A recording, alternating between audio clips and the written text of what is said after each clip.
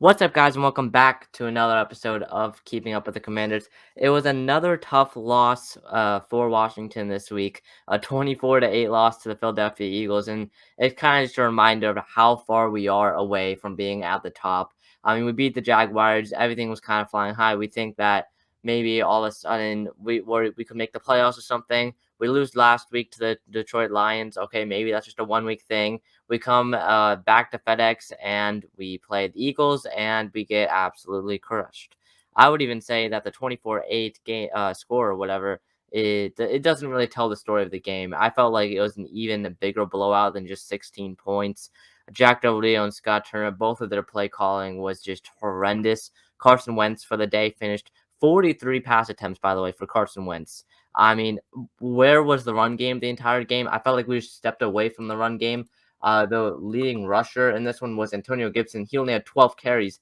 Next up was J.D. McKissick with 3. We ran the ball, 15, 18, 19 times. And not including Carson Wentz scrambling. We ran the ball 19 times. Wentz had 43 pass attempts. He completed 25 of those for 211 yards and got sacked 9 times for 58 yards. Had a quarterback rating of 11.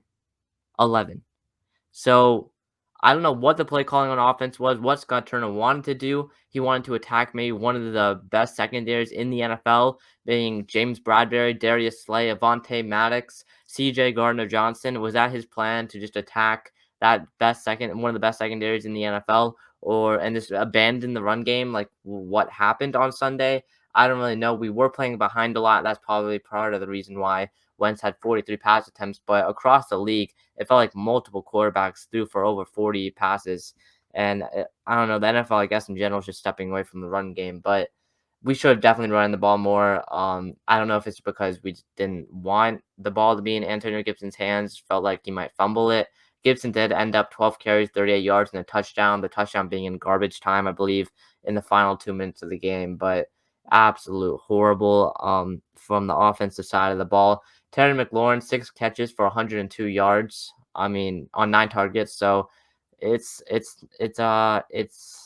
something. I mean, a lot of it was in garbage time. Had a 45-yard reception, which was pretty good. I think that was in garbage time though as well. Curtis Samuel was next up, 7 catches for 48 yards. He had 3 carries for 13 yards on the ground, including 1 carry that went for 15 yards, and he ends up with 13 rushing yards. Very first play of the game, Curtis Samuel gets a jet sweep to the left side. I believe Carson Wentz dumps it off to him on the jet sweep, and then he picks up the first down and a bunch more. And he ends up with 3 carries with 13 yards, even though that 1 carry to begin the game was 15 yards. That just shows up how bad this offense was. Jahan Dotson couldn't really get things going, was targeted a lot. I will say Dotson and Terry, both of them, I don't know what happened, but their hands were not there. Jahan Dotson dropped a pretty easy catch on, I believe, a 3rd down inside the red zone. He just dropped it on a little out route, which was kind of scary, saying that was the one thing that we drafted him was for his hands. Terry as well. I mean, he had a lot of passes. Just Carson Wentz he didn't have enough time in the pocket to let Terry go downfield. Same with De'Ami Brown, but Brown didn't even play that much. There wasn't really a lot of time in the pocket to develop, I feel like, because the offensive line wasn't that great. But at the same time, Carson Wentz is holding the ball too long, which also led to some of those sacks as well. I'm going to have to go back and look at the all-22 when it comes out later, seeing are these sacks on Carson Wentz or are these sacks on the offensive line. But from the first point of view, from what I've seen so far and what I saw at the game, it's a lot on Carson Wentz, and we just have to realize Carson Wentz is not the greatest of quarterbacks, even though he was tied for the most passing touchdowns in the NFL coming into this game. Clearly not anymore, as on the opposite end of the ball, on the opposite side of the field, Jalen Hurts, 3 touchdowns for him. He's looking like an MVP right now, 340 yards, an average of 9.7, with a quarterback rating of an 86, compared to Wentz again, who had an 11 quarterback rating out of, I believe, 100. So that just shows the difference between these two quarterbacks. Carson Wentz getting benched for Jalen Hurts. Jalen Hurts getting drafted to be the future of the Philadelphia Eagles. And, it's working out for them right now. Another guy that just absolutely killed us on the offensive end, Devante Smith, 8 catches for 169 yards and a touchdown. We could not stop him, especially in that first half when he went for, I believe, 140 or 150 of those 170 yards. So it was it wasn't great, especially our secondary, which coming into the game was kind of a last minute. He was inactive. William Jackson the second, or William Jackson the third. He was out of this one, so that put in, I believe, Richard Wildgoose. I have to look at his name again. Yeah, Ratchet Wildgoose, something like that.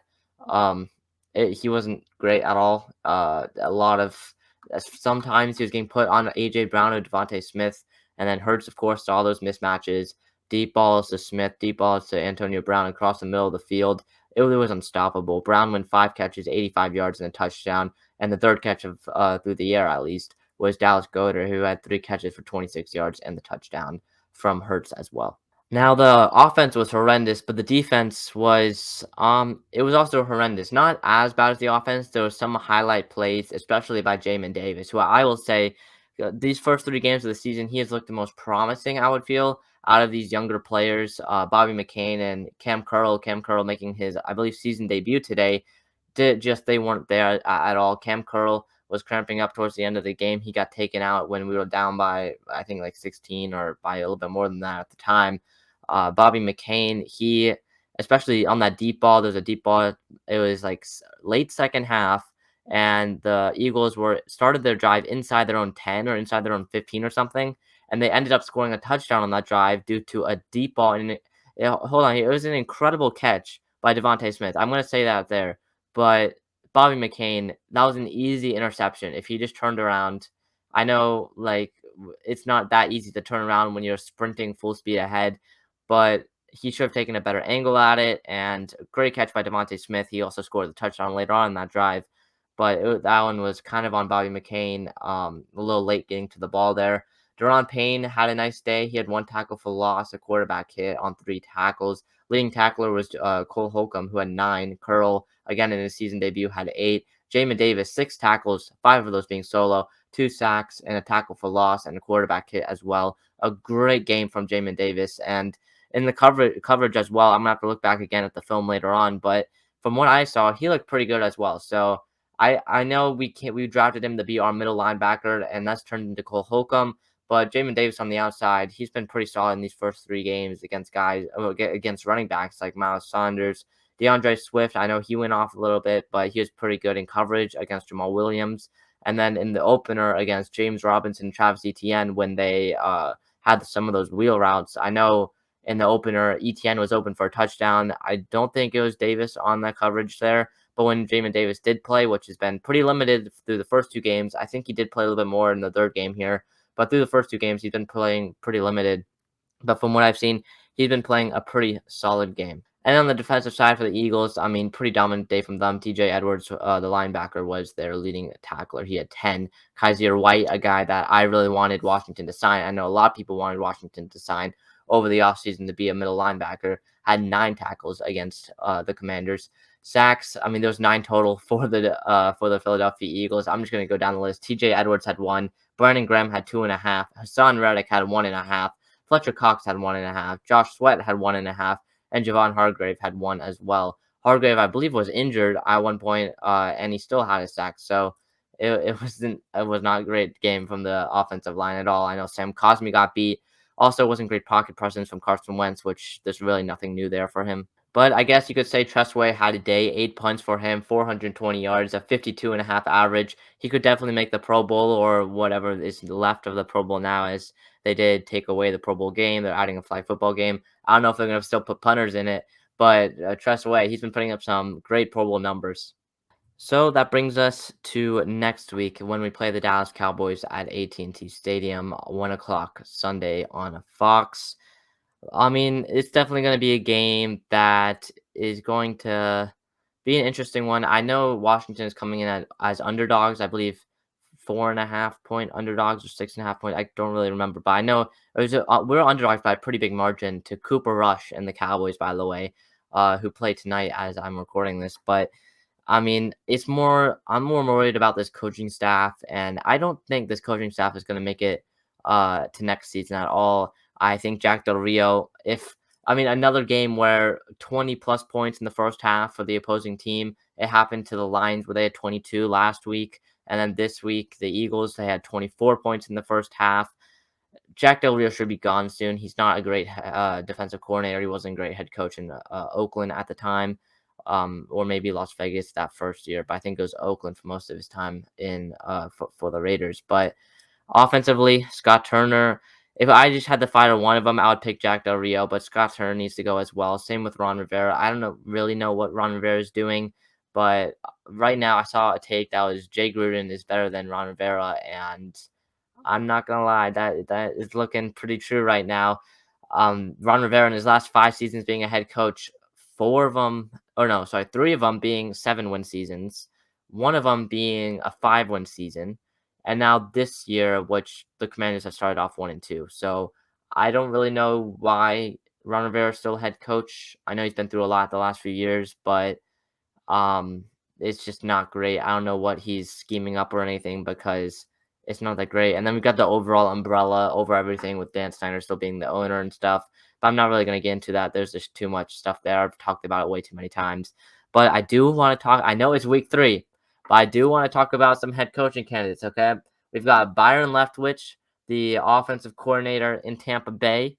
He's been getting some interviews the last few years. We got Eric Bieniemy, the offensive coordinator in Kansas City. And Bieniemy and Mahomes on Sunday actually got into a little bit of an altercation heading into halftime in the Colts. In the Chiefs, 20-17 loss to the Colts. So those two guys, I would be happy if they come in be our head coach. I forgot his name, but the 49ers defensive coordinator or the new 49ers defensive coordinator, he's also a guy. He had a great performance against Russell Wilson and the Broncos on Sunday night, even though they lost, only 11 points given up, and pretty much 9 of them being total because 2 points on the safety. But, I mean, it's still, again, week 3, way too early. Next up, we've got at Cowboys next week, which if I had to make a call right now, I would give the win to the Cowboys. Cooper Rush has looked pretty solid. Again, I haven't watched the game tonight.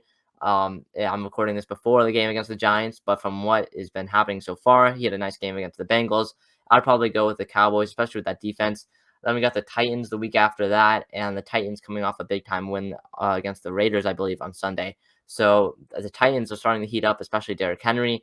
Then a short week for week 6 at the Bears on Thursday Night Football. So the Bears have been looking pretty bad. That'll probably be a battle of 2 teams that will most likely get top 10 picks on a Thursday night, which I don't really know why they put that on a prime time. And the finish things off on October 23rd will be at FedEx Field against Aaron Rodgers and the Packers, who are coming off a low-scoring win against Tom Brady and the Buccaneers. But with that being said, that will be it for this episode of Keeping Up with the Commanders. This is episode 10 of season 2, wrapping up here. Thank you guys for watching. See you guys in the next one. Peace.